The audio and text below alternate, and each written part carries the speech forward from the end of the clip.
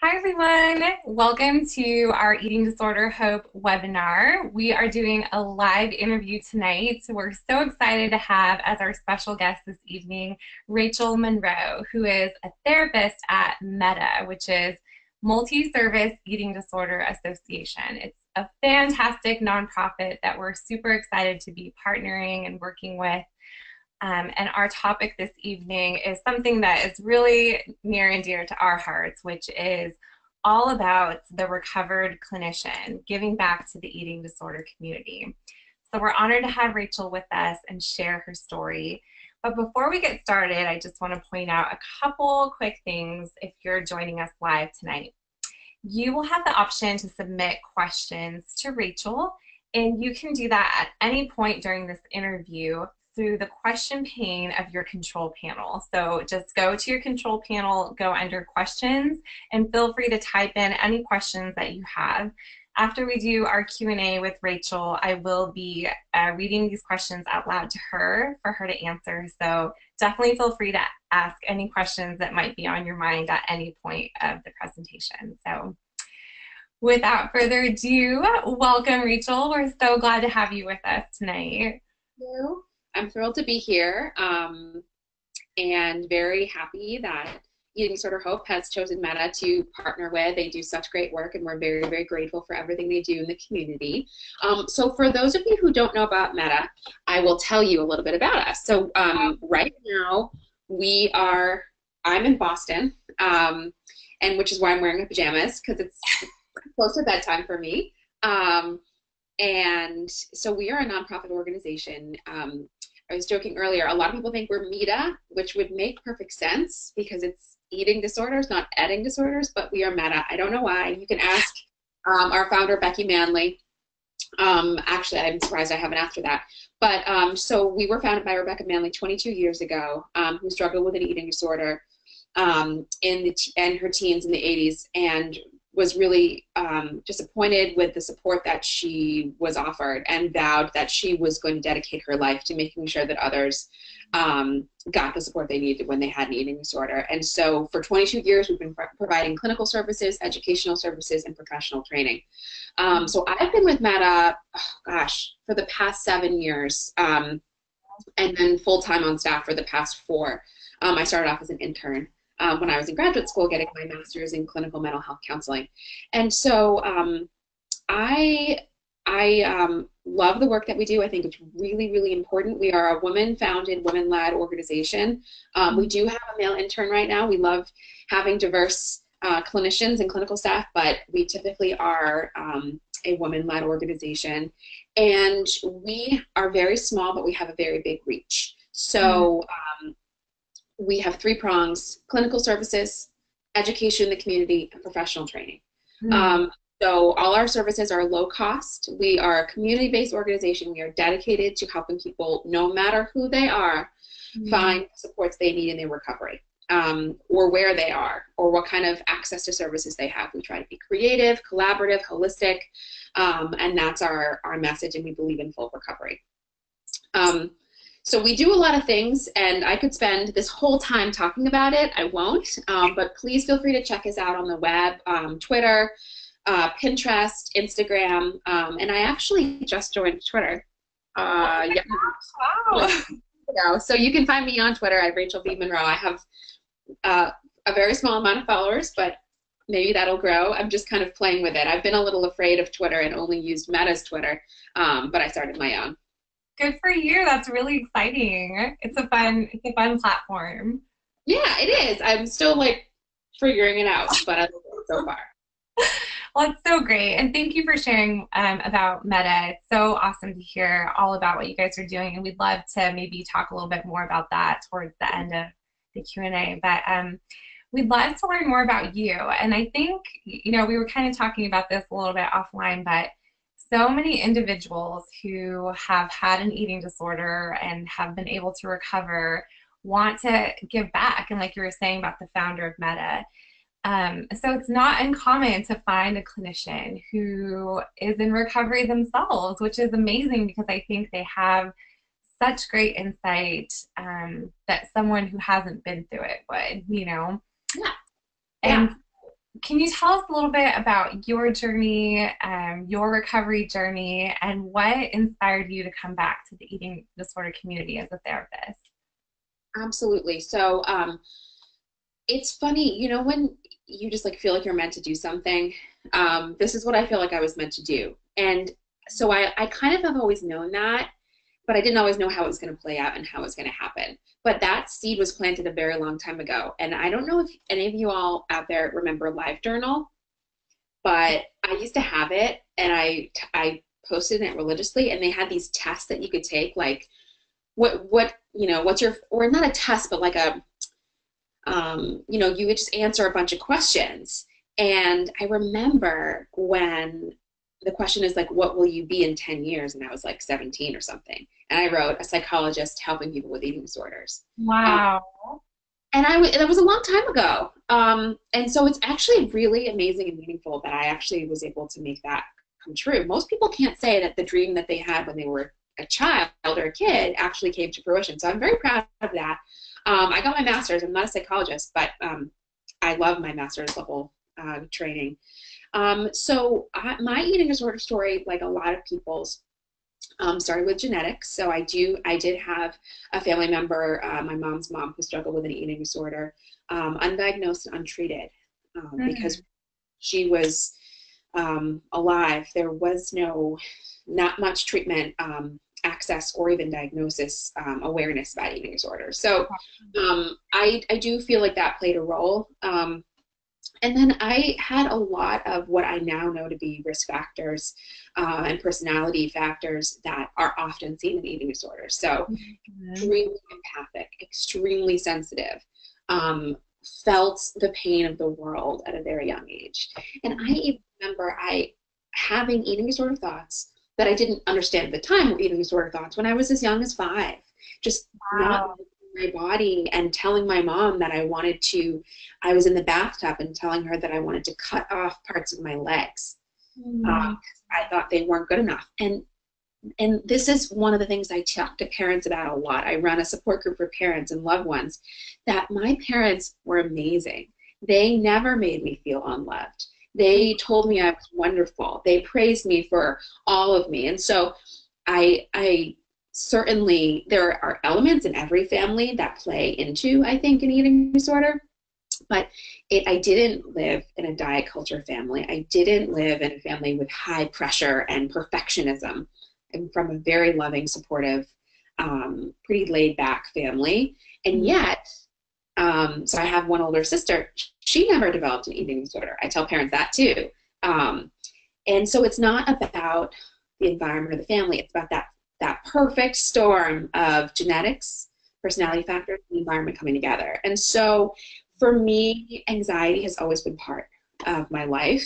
I didn't know that's what it was called for a long time. I was one of those kids who worried a lot about everything. Like, I always thought everything was my fault, and I felt really guilty about a lot of things. And that is still something that I work on, by the way. And that had to do with a lot of, like I said, things that I kind of feel like I came into the world with, and then also dynamics in my environment. And how I explain it to people is that I feel I experienced cumulative small t traumas, which is a term that some people like, some people don't, and I encourage people to find their own language, but a series of situations and environments where I felt that it was my job to fix. It was my job to make things better for other people at my own expense. So you put all that together, and then you add the media. And I was not a critical media consumer as a teen, as many of us were not, and many kids still aren't. And I didn't understand that the images that I was seeing in magazines, because thankfully at the time I didn't have the internet, I thought that was how I was supposed to look. And I put an immense amount of pressure on myself to look that way, which of course is kind of the beginning of the eating disorder. And those kind of thoughts and behaviors continued on, kind of bubbling under the surface. And then when I went to college is when they really just went nuts. So during middle school and high school, I struggled with some disordered eating, anxiety, some mood issues, but then, and I did get some support, some psychological support. But then in college, the eating disorder kind of came in to try to help. It ended up doing its job, but then, as we know, it wasn't a long-term solution. And so, a lot of low self-worth, a lot of low self-esteem, constantly comparing myself to everyone else. College is a very weird place for a lot of people. I feel very privileged to have gotten an education and to have been able to go to college, and yet at the same time, it's a fairly unnatural environment. It's like all 18 to 22-year-olds. There are no babies, there are no animals, there are no older people. It's just Wow. it's just kind of like a weird microcosm, and it just set off all my anxiety, and it set off all my self-worth issues and my comparison, and I was and the eating disorder was there. Mm. Compulsive exercise was a big part of it, restriction, as well as binging and purging. And so one of my proudest moments in my recovery is the moment I realized that this wasn't manageable anymore. Mm. And that is something that I do tell people about, I do tell clients about, is that I'm so proud that I was able to get help, ask for help. I didn't know what that looked like. I didn't know how hard it was going to be, but I just knew that this was not tolerable anymore. And it also had to do with my physical well-being. I was physically really unhealthy and really malnourished.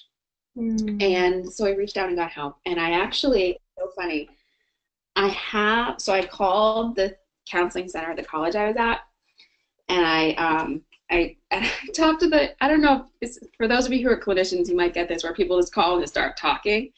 And sometimes it's not a clinician on the phone, it's like an advocate. And they're like, no, I don't want to know about your eating disorder.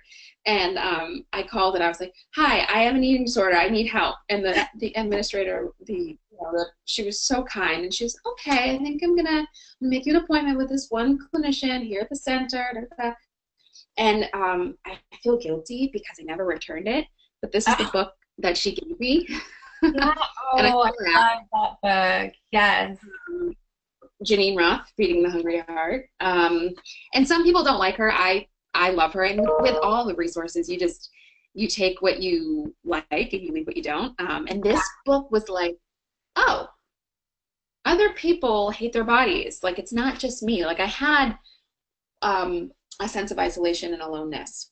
And like many of us, who've experienced an eating disorder or any mental health issue do. And so for me, that started my recovery journey, which had a lot of ups and downs. And when I started to think about getting in the field, the way that I got into doing that, so the dream was there, the seed was there, but the practice was not quite clear, the path. But I started doing a lot of academic research. So I was a psychology major in college. As I was healing, I was learning about eating disorders. So I was doing research, I was writing. And I realized that I wasn't happy doing research and writing. I wanted practice. I wanted to engage. I wanted to feel like I was working with human experience, lived experience, which of course research is doing that. But for me, it just wasn't connecting. And as an empath, I need to connect in order to feel passionate. And so I actually switched majors and became a gender, sexuality, and feminist studies major. Wow. Yeah. And for me, that was where I felt connected. Those were the classes where I felt passionate and fired up. And those classes actually made me want to recover. As opposed to the psychology classes, which were all about pathology and illness. The gender studies classes were all about empowerment, advocacy, self-worth, feminism. Those were some of the elements that really pushed my recovery forward, and really like blossomed this new part of me, which is now my feminist identity. That was really exciting. That was kind of one part of the path. Yeah. I know, right? Yeah. And then, so I did a lot of writing about beauty culture.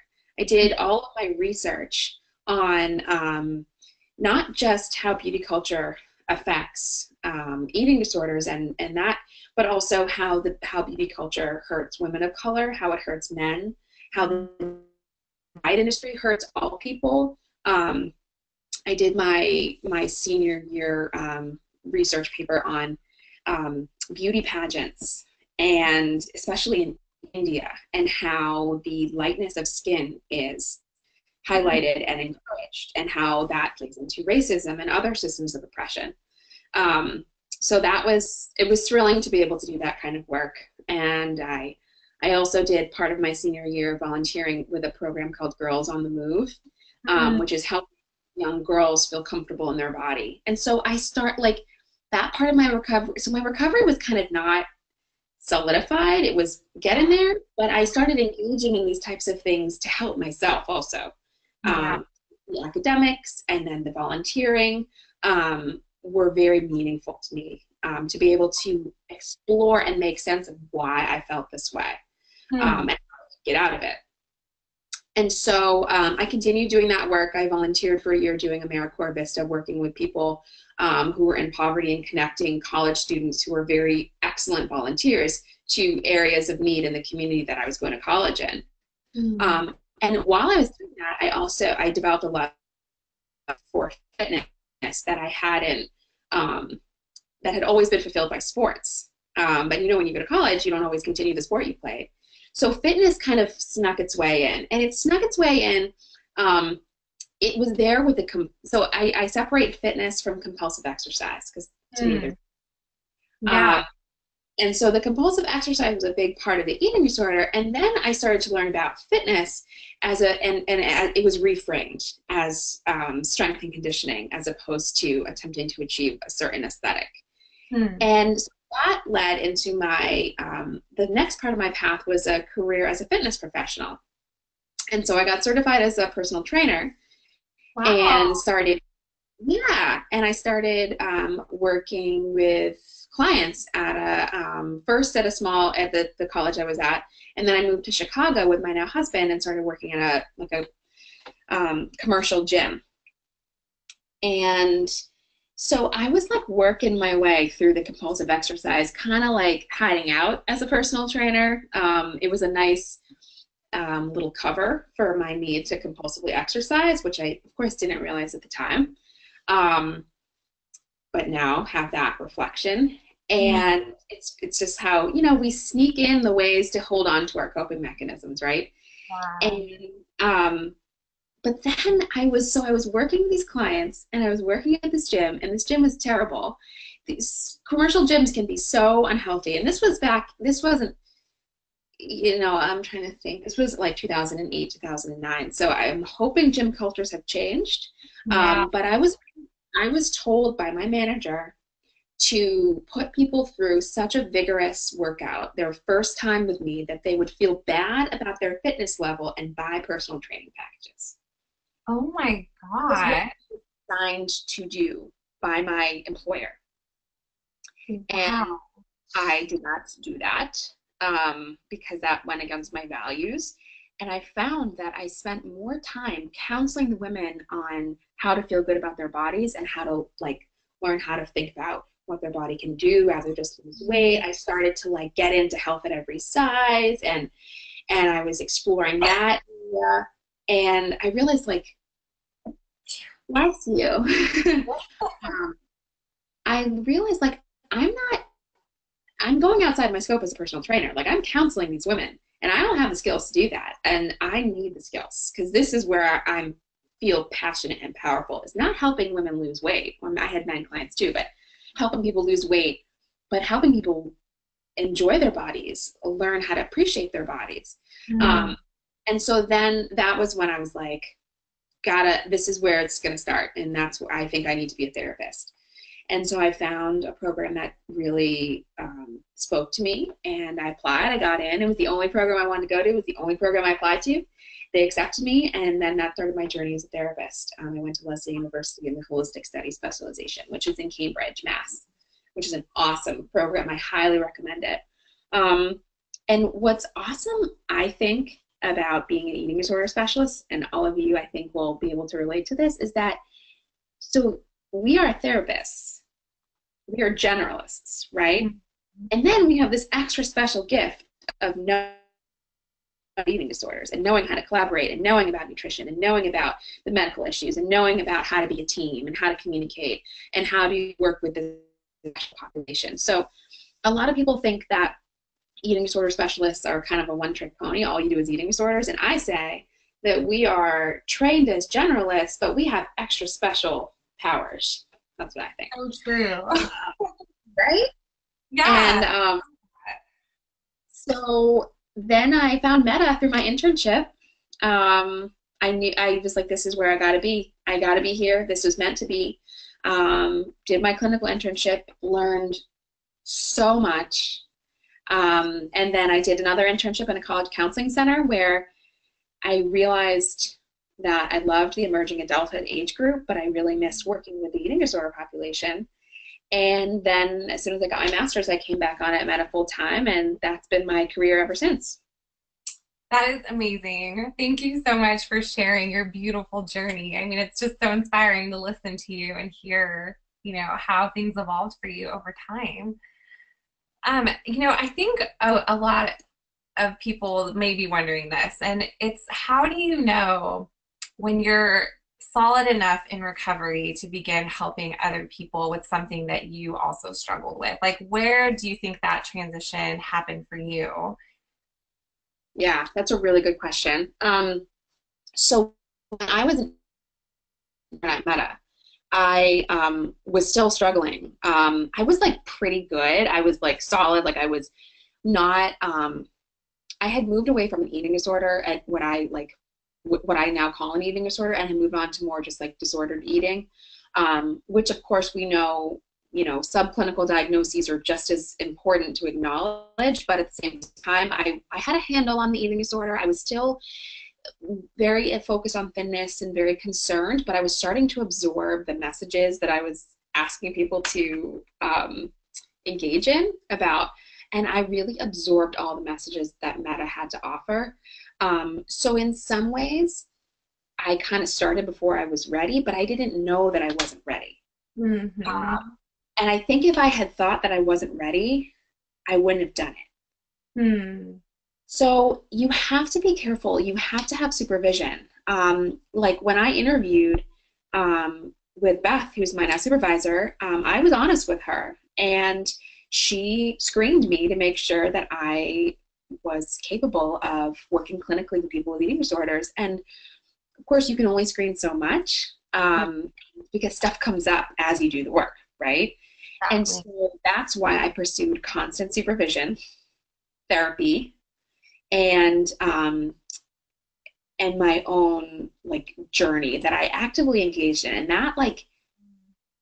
that really made the difference because working clinically, working on the other side, it was a lot of people ask me like, didn't you get triggered by people, and like wasn't it hard with your eating disorder? And I'm like, no, this makes it easier because I'm witnessing the suffering that I don't now have to experience from a different angle, and I have so much empathy and compassion and understanding for them, and it makes it easier to not engage for me. I know a lot of clinicians do get triggered, and I won't say that I haven't ever been, but Right. it's more like I see it from another angle, and it's not I see that it doesn't work. I Hmm. see that it doesn't actually serve the purpose that we are hoping it does, but that Mm-hmm. recovery can serve that purpose. And so it really strengthens my recovery. Hmm. Um, so I would say hopefully, obviously, it's really important that a clinician be free of eating disorder behaviors. Um, I think that's just like gotta happen. Hmm. Um, and I would really say to be really free of whatever form your eating disorder took. So, yes, behaviors, but also like that second layer of not behaviors, but like what were you trying to cope with the eating disorder? Like having a firm handle on that Yeah. um, is a really nice place to be when you start doing your clinical work.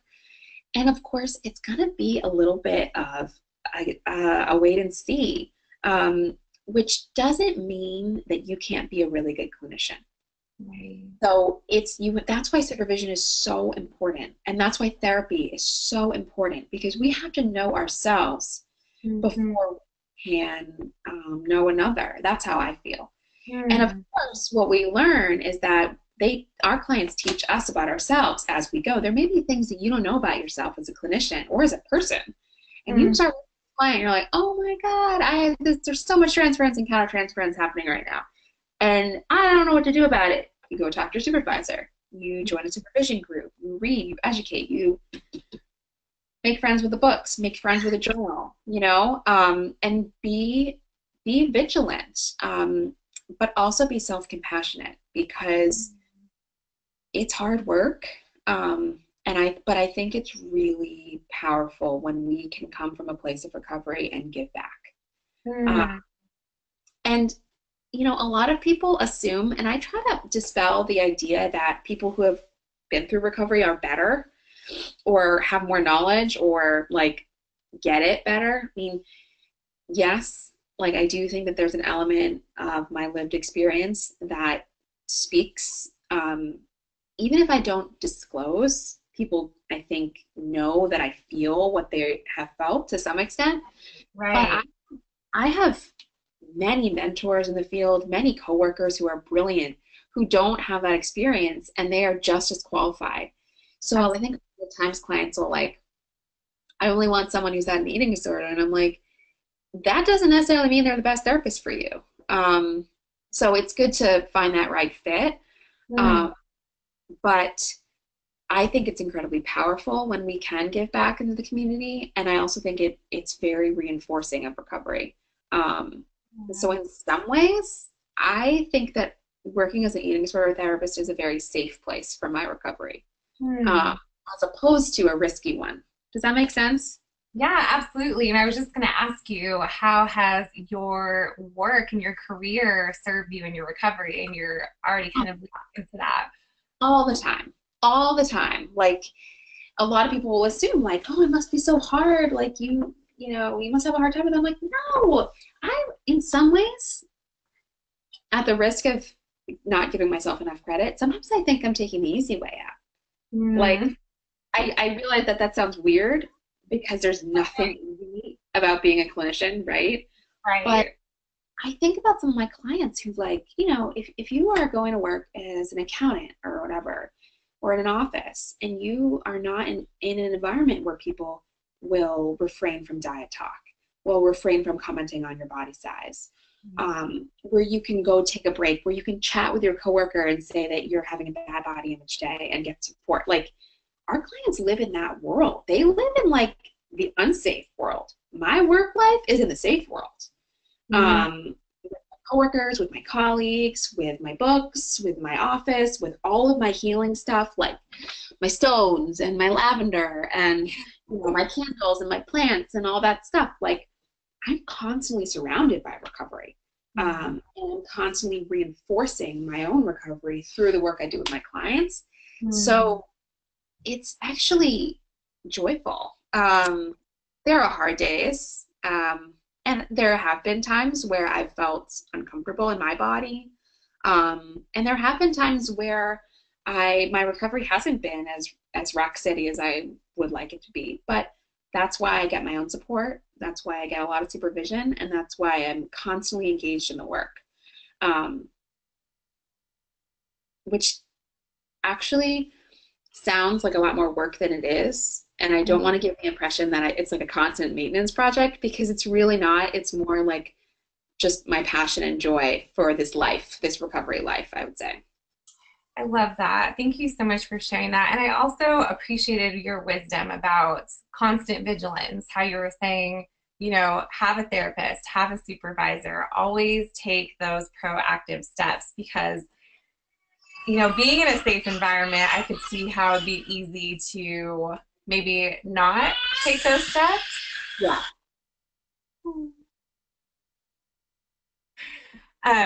So you have a great stack of books right there. Can you share some of the resources Yeah. that you love for yourself? Yes. So Many of us clinicians work in environments that are hectic, where we don't get enough time for self-care, where we are asked to do a lot of clinical work, not a lot of time for ourselves, right? I get it. My workplace aims to be one with work-life balance, but sometimes in the world of being a therapist, it's just not going to happen. So I love this book. It's called Work by, and I mean, anything by Thich Nhat Hanh is like the best. But Work is all about how to be mindful at work, how to bring peace and calm and mindfulness into your work life. Awesome. Helps you from losing it on your coworkers. I am super, so this book actually is not about recovery from an eating disorder anyway, but I love this book. It's called You Can Heal Your Life by Louise Hay. This is the illustrated version. So it has these like beautiful affirmations and illustrations in it, and I like cherish this book. It looks beautiful. It's amazing. And it's full of these affirmations that are extremely nourishing and comforting. And Louise Hay is awesome. She's like 90 years old, and she's just kind of badass. And this whole book is full of beautiful, nourishing sentiments. Sark. Her name is like, I think, Susan Kennedy, but she goes by Sark, Eating Mangoes Naked. It's a handwritten book all about nourishment, about pleasure, about how to take care of yourself, how to find good connections, how to find joy and kindness for yourself. Codependent No More. I know it sounds like a cheesy title. A lot of people laugh. This book is magic. So as an empath, as a person who tries to fix, who tries to make everything right, remember back to my old habits, my environment, of course it makes sense I became a therapist. And some might say, oh, you're just, reinforcing those old patterns. No, I am not. I have learned through my own work that being a therapist is not about fixing. It's about being with and co-creating that clinical rapport, that relationship, that wisdom. You're making it together. So I'm not fixing people. We're guiding them towards their own path. And that book has been key. Brene Brown, just do it. Just read her. This book is actually really important to me in the heat of the moment in treatment, because sometimes stuff happens that we did not see our reactions coming. I had an interaction with a client that knocked me over hard, not literally, but emotionally. And I got that book. It really helped to examine what's happening and how to maintain and contain our own emotions with a lot of self-compassion. I really like this one, The Essential Family Guide to Borderline Personality Disorder. I realize that it's not specifically around eating disorders, but some of the key elements of this book are so essential for like family work that you're doing with folks with eating disorders. Feminist psychology was like the basis of my graduate studies. So the Stone Center, Jean Baker Miller, Carol Gilligan, feminist psychology. Radical. Awesome. So these are just a few of the books that have inspired me. There's a million more back in my office and in my library. But I really like to dig in and do that kind of, for me, my feminism and my advocacy has been a big part of my recovery as well. So I like to read about that stuff. Absolutely. Thank you for sharing that. That's such a great, those resources are invaluable. And I think being able to hear what's helped you is really encouraging for a lot of people who are watching. So thank you, Rachel. Sure. Let's talk about challenges. So what are some of the things that you find as challenging for a clinician who's recovered yourself being in the field that you're in? Yes. So challenges, I wrote these down because they're very important. Boundaries. Boundaries are important. Make them and love them and hold them dear and enforce them and figure out what they are for you. And you'll know in your body. My supervisor, Beth, always tells me, you know in your body when something's not right, and that's what a boundary is useful. Self-care, man. If you go, like many, first of all, many women don't know about self-care. Many therapists don't practice self-care. And I think part of that is systemic, it's gender related, but it's also not taught. So if you are taught as a woman to take care of other people, a young girl who grows into a woman, and then you go into a field of caretaking and you're not taught how to take care of yourself in that field, you are like double whammy, screwed So on, true. Yeah. right? And Yeah. what's been helpful for me is there's a quote by Audre Lorde, who's a Black feminist scholar and activist, who's just look her up. She's the best of everything. And one of her quotes is, well, God, there's got a million, but she says self-care is not self-indulgent. Um, oh, she's so good. It says, caring for myself is not self-indulgence. It is self-preservation. And Mm, that itself is an act of political warfare. mm. Right? Like, oh, So and deep. so once I realized that self-care was a job requirement and a requirement for my body and for also my marriage, like it became a job requirement, I'll say it. And once I felt that it was a requirement instead of just an indulgence, it got a lot easier. Yeah. Um, Supervision, get it and do it. I'm in a supervision group. I've been in a supervision group for a couple of years. And then I get a lot of individual supervision as well. Um, Mm, One of the challenges I think is judging your own recovery. So like mm, if I work with a client who's been in and out of every treatment center in the nation, right? And I never went into a treatment center. My recovery work was outpatient. I thought to myself, you're a fraud. What are you saying you had an eating disorder? This girl has had a lifelong battle. She almost died. I never almost died, right? I was emotionally dying. I was unwell, but that was my journey. And so a lot of times I've judged my own recovery like, no, what do you know? This girl's really suffering. This guy is really, um, you know, also judging myself like, even just during my whole eating disorder and recovery, I was still a thin, able-bodied, white, cisgender woman, which is just the unbelievable amount of privilege.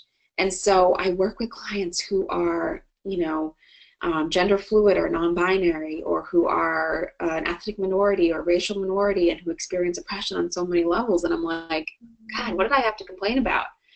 But that's not a healthy. It's not. It doesn't actually work. You can't shame yourself into being a better therapist. It just doesn't right. work. Yeah. And self-disclosure is hard. You got to figure it out for yourself. I've got friends who are recovered who never disclose. I've made mistakes. I've learned from them how much to disclose and when. It's really important to get supervision around that and do your own reflection. And then vicarious trauma and secondary trauma can be really, really hard. And that's where that self-care and supervision piece comes in again. Those are for me some of the big roadblocks that I had to face, and that I think I've been able to navigate, and yet it's always a learning process. Absolutely. Thank you for sharing that. And just kind of to conclude our little Q&A period here, what advice or encouragement might you offer to someone who's watching who is in recovery and interested in coming back into the field? What are your words of wisdom? Oh boy. Thank you for considering giving back. We need you. Find your own path. It doesn't have to look like mine. It doesn't have to look like your therapist. It doesn't have to look like Jenny Schaefer or Cheryl Kerrigan or any of the other recovered people in the world. It can look like yours. So write your own story. Write your own story of recovery and manifest it. So dream what you want your life to be like in recovery as a clinician, as a non-clinician, as a dietitian, as a dog walker, whatever you want to be, and envision it and get started smashing those goals, because it's really empowering and it feels good, and it's even more proof that recovery is worth it. All roads to recovery are valuable and meaningful, but if you can give back, I highly recommend it. Oh, thank you for sharing that. You have so many nuggets of wisdom. Um, so that kind of concludes our Q&A, and thank you again for being willing to share and for your openness and genuineness. It's just such a privilege to hear about your own journey, and to hear the amazing work that you're doing in the field now. So we're super inspired by that. Just a reminder to our attendees who are with us, you can still submit any questions that you might have in the question pane of your control panel, and we'll start going through those for the next about 15 minutes or so. Um, so Rachel, we have a question here for you from one of our attendees. She said, I love how you said you dislike the pathology focus in psych classes. That pathology focused culture can feel pretty omnipresent and strict in clinical work. How do you cope with that? Do you have advice for how to do that encouraging and hopeful work with clients and give them the experience with hope that you had in your women's studies? Oh, what a good question. My Yeah, God. thank you. And that's from Eva. Oh, thank you, Eva. That's a really good question. So, um, I'm a very strengths-based clinician, so I don't see people as sick or broken. I see them as struggling with a very real illness, which is, an eating disorder. So our clients are not broken. They are not crazy. They are not, yes, they're ill, but they're struggling with an illness. They're not sick. Sick sometimes can imply this pathology that's so stigmatizing. Mm, Um, and of course, we want to validate how severe and horrible eating disorders are as an illness. But I'm very strengths-based, so I use internal family systems. I use acceptance and commitment therapy, and I use motivational interviewing. I am always looking for someone's strengths. That's just like what I go to. So if someone, it's just that reframe of like, listen, yes, you have an eating disorder, and yes, you are having a hard time with restriction, but you came to therapy today.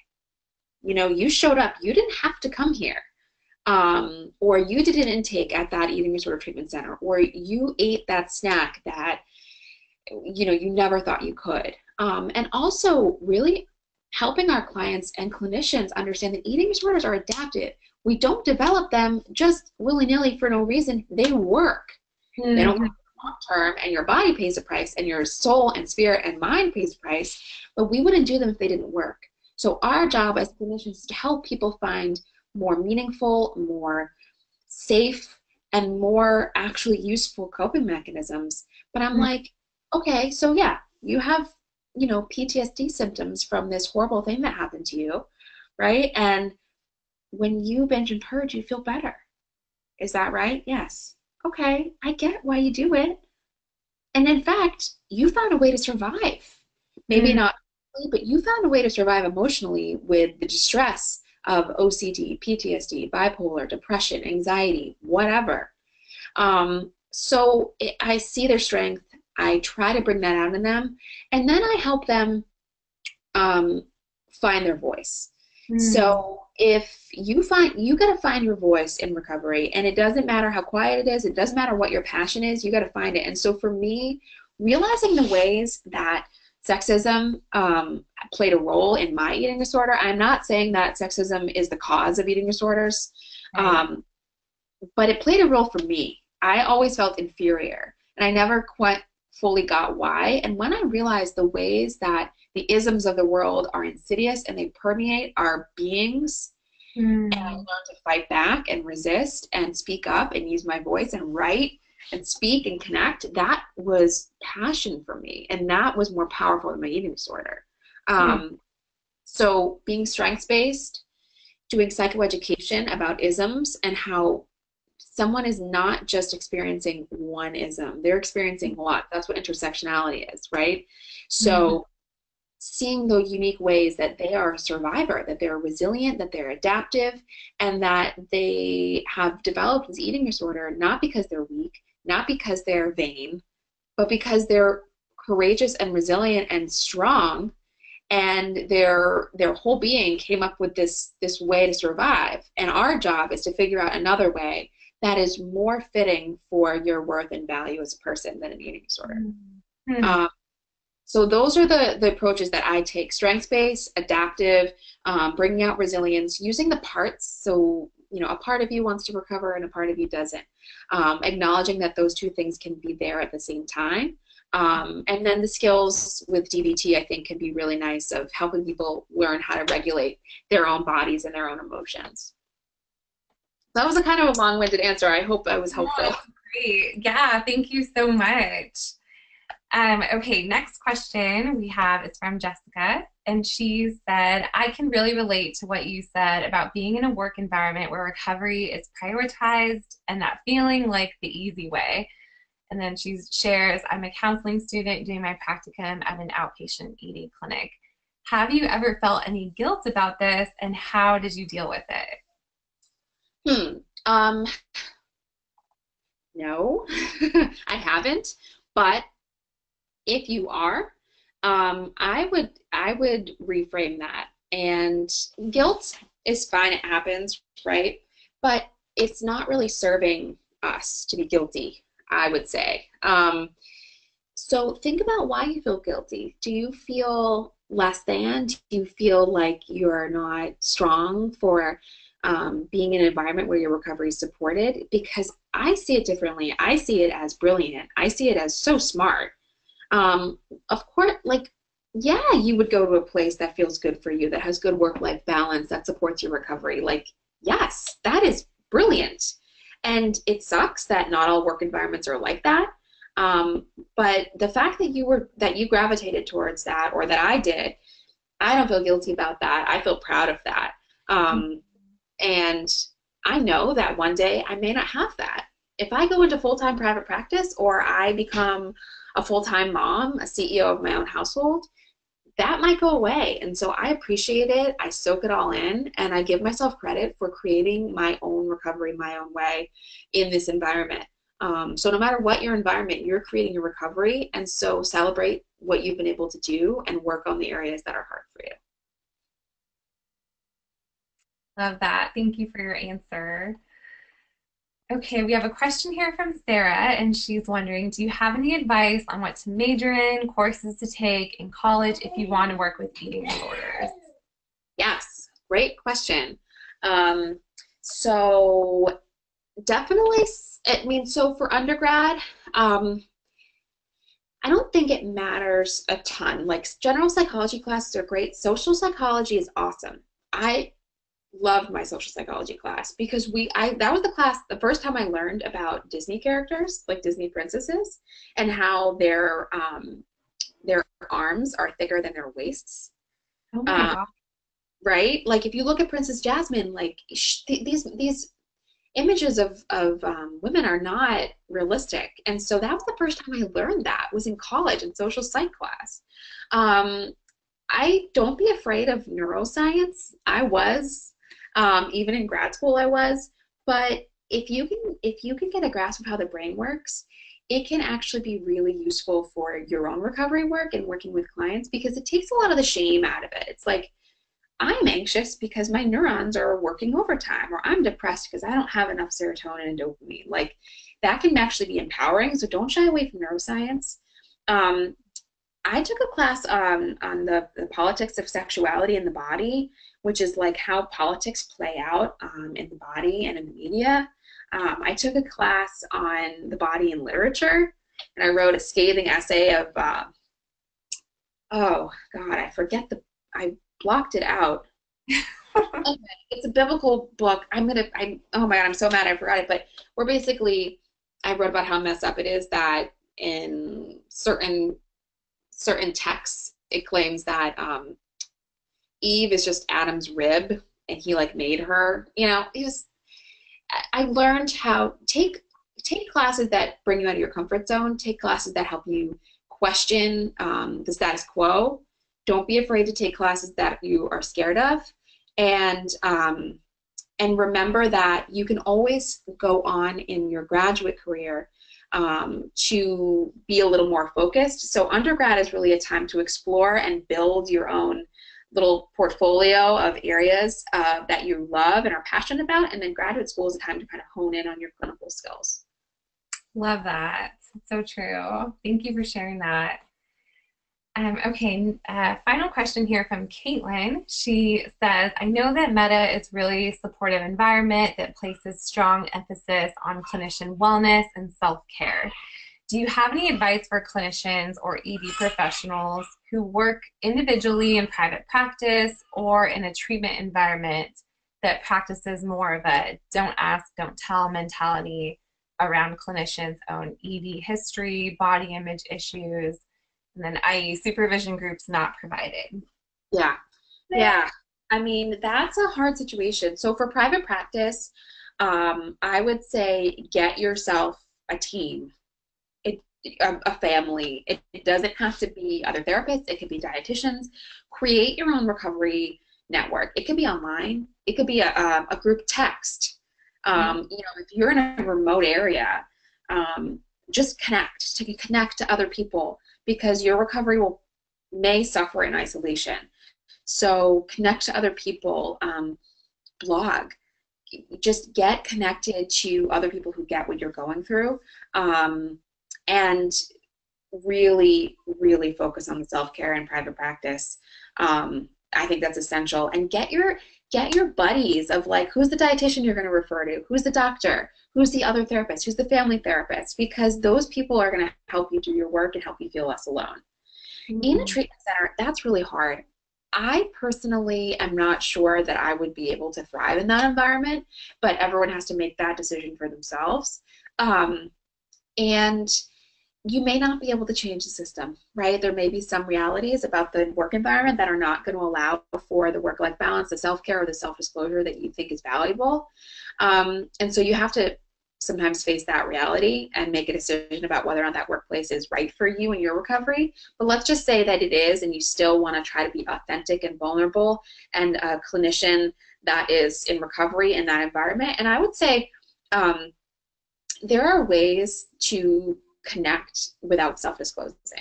So, you can always, I do this all the time, which is I say, oh, this client I worked with, it's totally me. But I'm not saying like, oh, well, me, because then it takes you to this whole other level. I'm like, this client I worked with, she used to feel so bad about herself. She hated her body. And then she learned, and then I totally talk about my own stuff. But it creates that little boundary, that little separation. So your authenticity is going to come through because it's your experience. Exactly. You're just not making a narrative of your own recovery in that moment. So it's a way of being genuine, authentic, and vulnerable without disclosing or going against the policy of the workplace. And then also, your clients are going to know. Your clients are going to feel your passion if you are passionate. And in those instances, it won't matter so much about your own story with them. It'll matter about what they feel from you. So if you are excited about recovery, if you say, I believe in recovery, I believe, that'll come through, which is in some ways even more important than your own recovery story in the healing environment. And also, do what you can to make the workplace safe for you. Negative body talk. Don't acquire self-care. Say, in order for me to work at this workplace, if you want me to do my job well, I need to have 10 minutes between sessions to have a snack. Like, don't, within the confines of the workplace, stand up for yourself because your recovery is not worth, your recovery is worth that. So no job is worth sacrificing your recovery for, in my opinion. But I do think there are ways to make it work. You just got to be creative and advocate for yourself and find your buddies to support you. Absolutely. Thank you. And we have one more question if you're willing to answer this. Okay, let me go through this really quickly. It's from Pamela, and she says, hi, you briefly mentioned aspects on cultural diversity in the ED clients throughout your studies. Have you noticed any significant differences with respect to diversity amongst both clients as well as treating professionals? Yeah.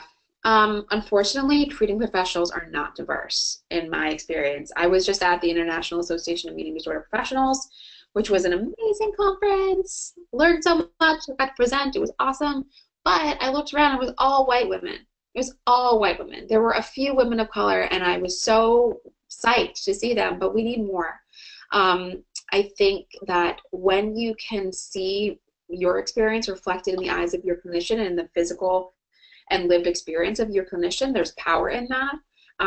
So I do think that diversity in our field needs to happen. And we need to be active about it. I went to an amazing panel at the Binge Eating Disorder Association with three activists, Carmen Cool, amazing, Desiree Adaway, awesome, and Jessica Hicks. These three women were badass, and they talked about diversity and inclusion, especially Jessica and Desiree, about how to actively create environments that welcome all ethnic diversity, all gender backgrounds, all gender identities, sexual orientation, etc., and how to really be proactive, not just say, oh, gosh, there's no Black women in the field of eating disorders, but being like, okay, so what are we going to do about it?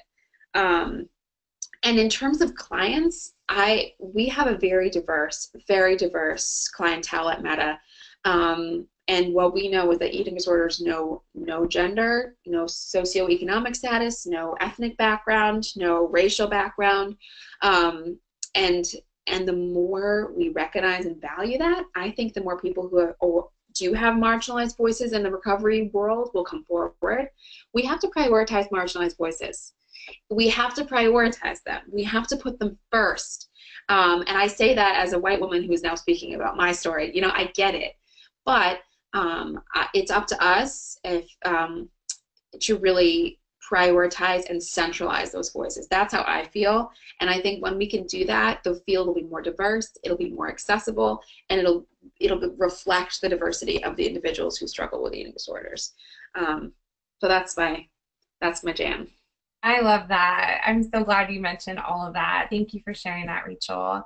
And that concludes our Q&A, and we are just about out of time. I know it's late on your side of the country, so we so appreciate you taking the time to hang out with us tonight. I feel like we could continue this conversation for another hour or so.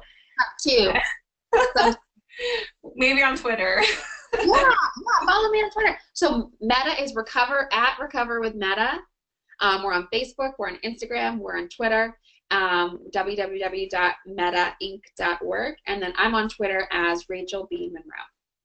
Perfect. Thank you so much for sharing all of that and just for being so vulnerable and willing to share from your journey. And I know that your encouragement and your story is going to inspire countless people who watch this. So everyone who attended, thank you to Eating Disorder Hope for this opportunity. It was a blast, and I appreciate all of you. Thank you so much, Rachel. And just for all our attendees who are watching, if you're in need of any more resources, feel free to also check us out at eatingdisorderhope.com. We also have our webinar schedule on our site as well, so you can check out our upcoming webinars, learn more about our membership program for professionals, and all of that good stuff. So feel free to visit our site. And we look forward to seeing you on another future webinar. So thank you for joining us, everyone, and have a good night. Bye, Rachel.